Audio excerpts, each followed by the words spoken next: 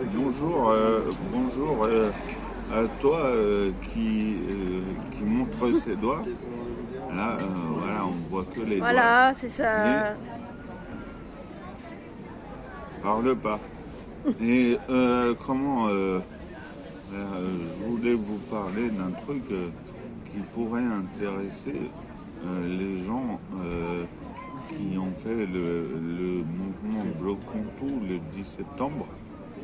Puisque en fait, donc, il s'agit de repérer ces petits trucs du quotidien pour lesquels on devrait lutter.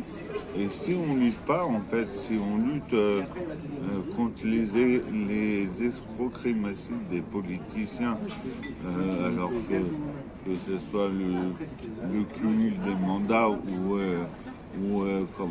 par exemple, toutes les escroqueries qu'on a subies par rapport au coronavirus, hein, parce que tout ça, quand même, les 1000 milliards de dettes qu'on dit par rapport au coronavirus, entre parenthèses, ils ont été un peu reversés aux amis de Macron qui vous ont foutu les machins dans le nez, là, les écoviers.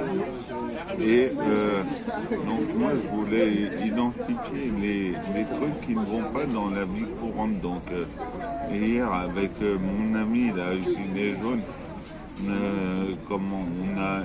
il a parlé d'un truc, il avait garé sa voiture dans sa ville de banlieue et que ça lui avait coûté aussi cher qu'à Paris.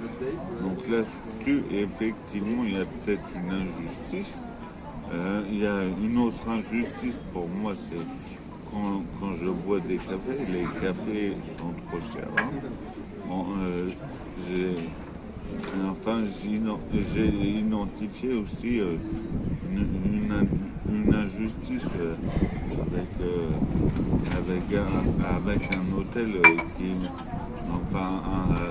avec un hôtel qui m'a facturé un truc que j'aurais pas dû payer. Euh, et donc, ce que j'ai vu aujourd'hui, c'est comment mon ami là, qui a filmé dans un parc de la mairie de Paris, et on est venu lui dire qu'il n'avait pas le droit de filmer, qu'il fallait une autorisation avant, alors que c'est un parc public, et que du coup, ce parc public, il a été fait avec notre argent public. Donc, certes, eux, à la mairie de Paris, ils ont dû engager des architectes et des pays